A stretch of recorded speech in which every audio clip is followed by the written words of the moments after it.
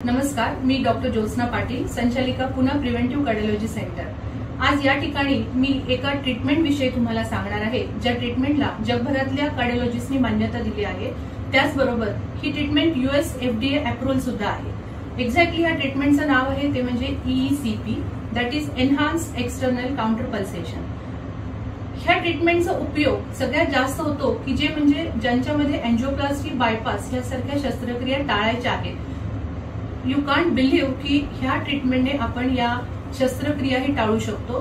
त्याचबरोबर ज्यांच्यामध्ये एंजिओप्लास्टी, बायपास झालेली आहे आणि पुन्हा ब्लॉकेजेस डेव्हलप झालेले आहेत किंवा पुन्हा अंजायना आहे, थोडं चाललं तरी डॉक्टर दम लागतो किंवा छातीत दुखतं, अशा सगळ्या पेशंटसाठी EECP सध्या वरदान ठरत आहे। त्यानंतर दुसरी गोष्ट आहे ती म्हणजे अनकंट्रोल डायबिटीज, अनकंट्रोल BP किंवा काही वेळा वयोमानानुसार वय जास्त असेल किंवा ज्यांच्यामध्ये हृदयाची पंपिंग कॅपॅसिटी खूप कमी आली, या सगळ्या पेशंटला आपण अनफिट पेशंट किंवा those who are not fit for the surgery असं म्हटलं जातं। या पेशंटच्या मध्ये EECP ही सध्या खूप फायद्याची ठरत आहे।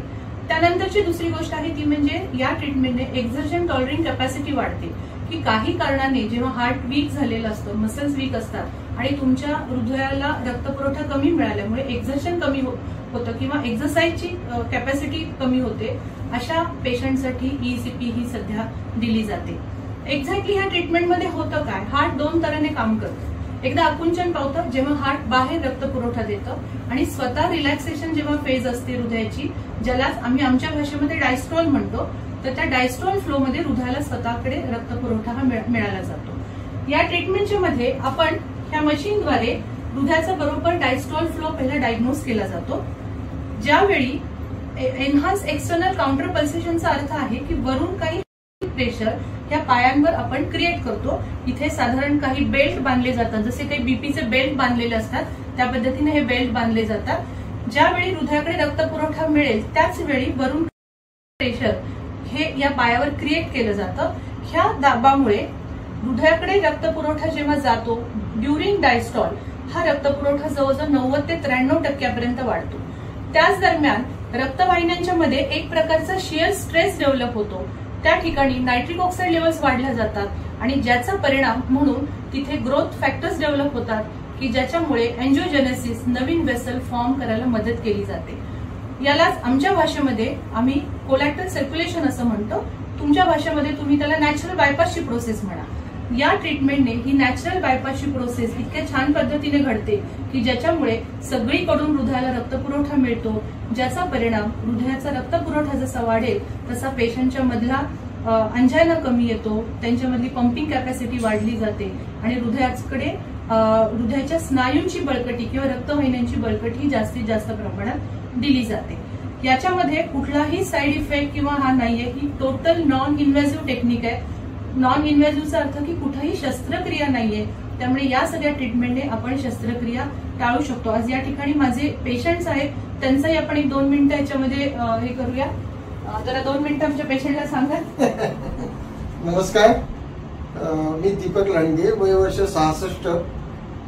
60व्या वर्षी मला हार्टचा थोडा प्रॉब्लेम झाला आणि हॉस्पिटलमध्ये गेल्यावरती हॉस्पिटलमधल्या लोकांनी पाहिजे जेव्हा तपासणी केली आणि त्यांनी काही ब्लॉकेजेस आहेत वगैरे सांगितलं। बायपास पेक्षाही ते तर म्हणाले खरं तर तुमची केस ही हार्ट ट्रान्सप्लांटसाठी योग्य आहे। आता हार्ट ट्रान्सप्लांट म्हटल्यावरती मला खूपच भीती वाटली होती, परंतु मला पुणे प्रिव्हेंटिव्ह कार्डियक सेंटरला चा पत्ता मिळाला, मी या ठिकाणी आलो आणि या लोकांनी मला अशी माहिती दिली की हे आपण EECPच्या आधारे हे आपल्याला करता येणं शक्य आहे आणि 6 वर्षापूर्वी माझी ही ट्रीटमेंट झाली आणि मला आनंद वाटतो सांगायला की 6 वर्षामध्ये त्या ट्रीटमेंटच्या नंतर मी अतिशय नॉर्मल माझं आयुष्य जगत आहे आणि हार्ट प्रॉब्लेम हा फारसा माझ्या आयुष्यात त्रास देणारा ठरलेला नाही आहे। Thank you sir. सो मी सगळ्याच रुग्णांना असं आवाहन करते की एंजिओप्लास्टी, बायपास सारख्या शस्त्रक्रिया आपण टाळू शकतो किंवा त्याच्यानंतरही समजा शस्त्रक्रियेनंतरही जर ब्लॉकेजेस डेव्हलप होत असतील किंवा हृदयाचे स्नायू जर कमकुवत होत असतील तर त्याच्यामध्ये ही ट्रीटमेंट खूप चांगल्या पद्धतीने काम करते।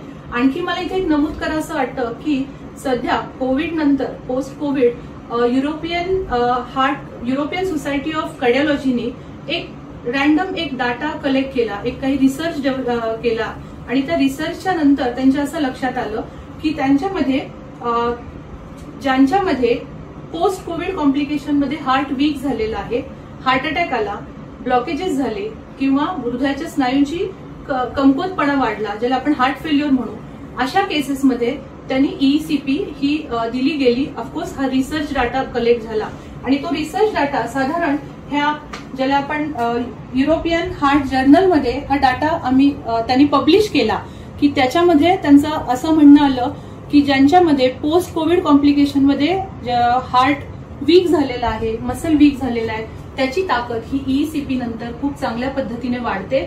त्यामुळे ह्या ट्रीटमेंटचा जरूर सगळ्यांनी लाभ घ्यावा. Thank you so much. 2 मिनिटात मी ही ट्रीटमेंट कशी वर्क करते हे तुम्हाला दाखवते. असे काही बेल्ट बांधलेले असतात ज्याच्यामध्ये मशीनच्या मध्ये ECG वर हृदयाचा डायस्टोल फ्लो आणि डायग्नोज करतोय.